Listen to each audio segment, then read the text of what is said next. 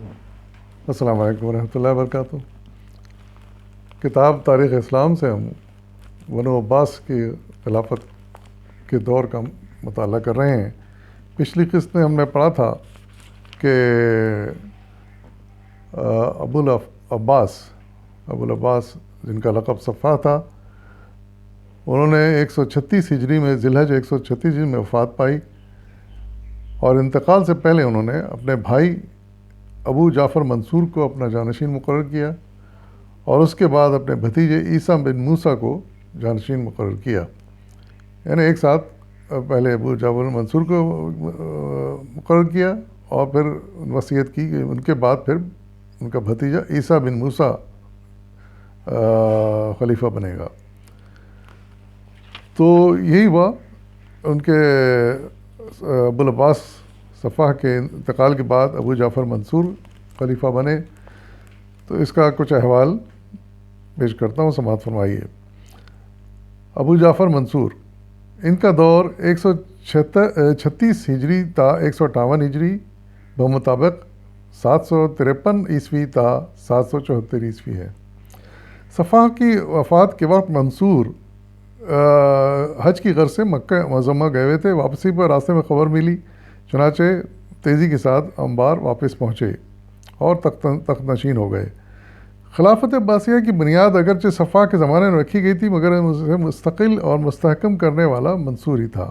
یہی وجہ ہے کہ اسے عباسی حکومت کا حقیقی بانی تصور کیا جاتا ہے، اور اسے بنی عباس میں وہی رتبہ حاصل ہے جو عبد الملک کو بنو امیہ میں حاصل تھا۔ ہم پڑھ چکے ہیں کہ عبد الملک ایک نہایت ہی اہم خلیفہ تھے بنو امیہ میں۔ اس نے اپنی دور اندیشی، سیاسی بصیرت اور بے مثال تدبر کے باعث عباسی خلافت کی بنیادوں کو اس قدر مضبوط کیا کہ وہ 500 برس سے زیادہ عرصے تک قائم رہی۔ بغاوتیں: صفا نے اپنے عہد حکومت میں بنو امیہ اور ان کے حمایتیوں کا مکمل طور پر استحصال کر دیا، یعنی انہیں کچل دیا تھا۔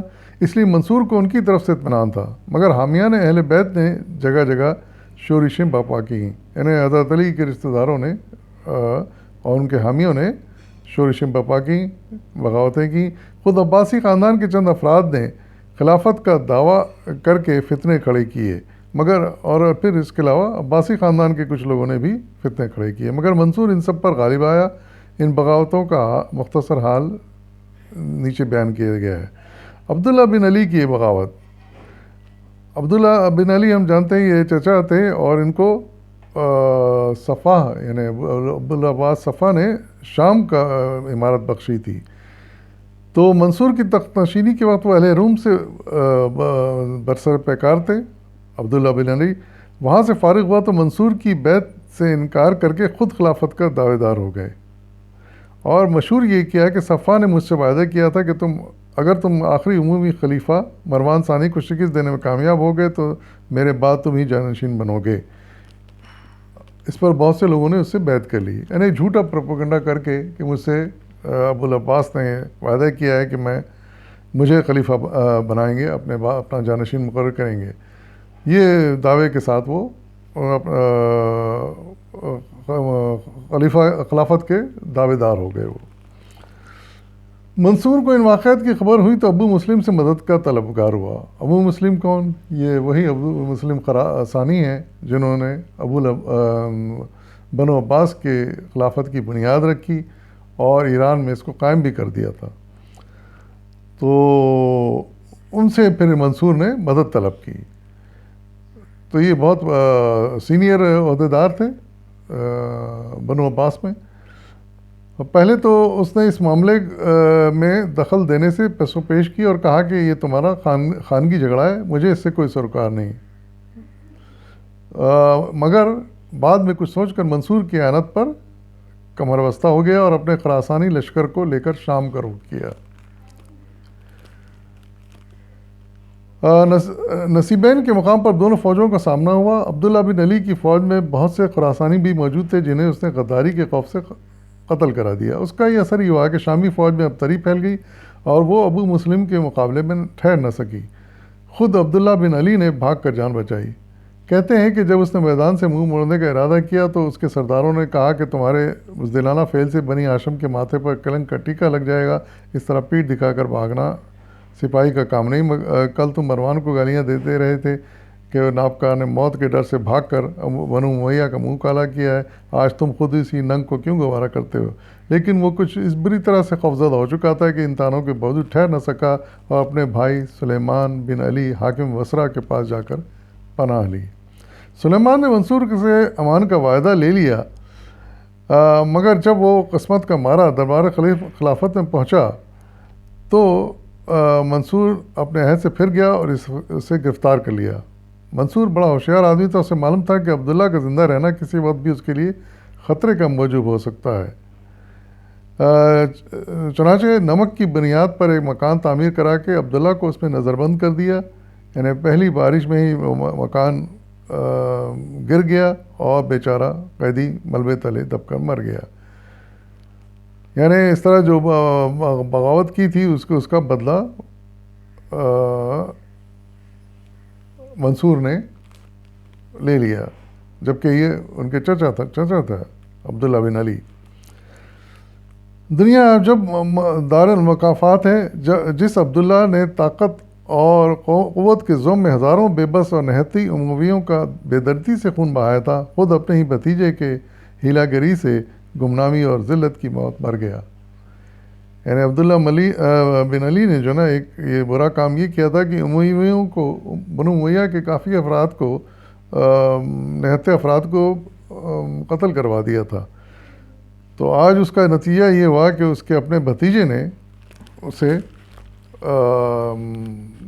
دھوکہ دے کر مروا دیا۔ ابو مسلم کا قتل۔ منصور شروع سے ابو مسلم کی روز افزوں طاقت سے خائف تھا اور اسے بنی عباس کے لیے مستقل خطرہ تصور کرتا تھا۔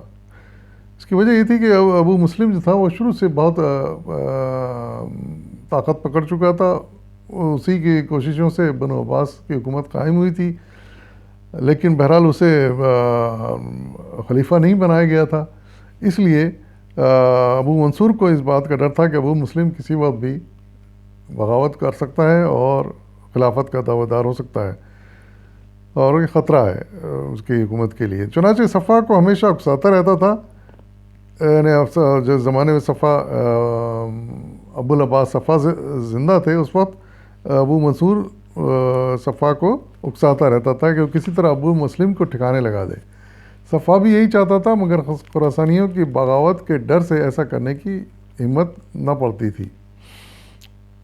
136 ہجری میں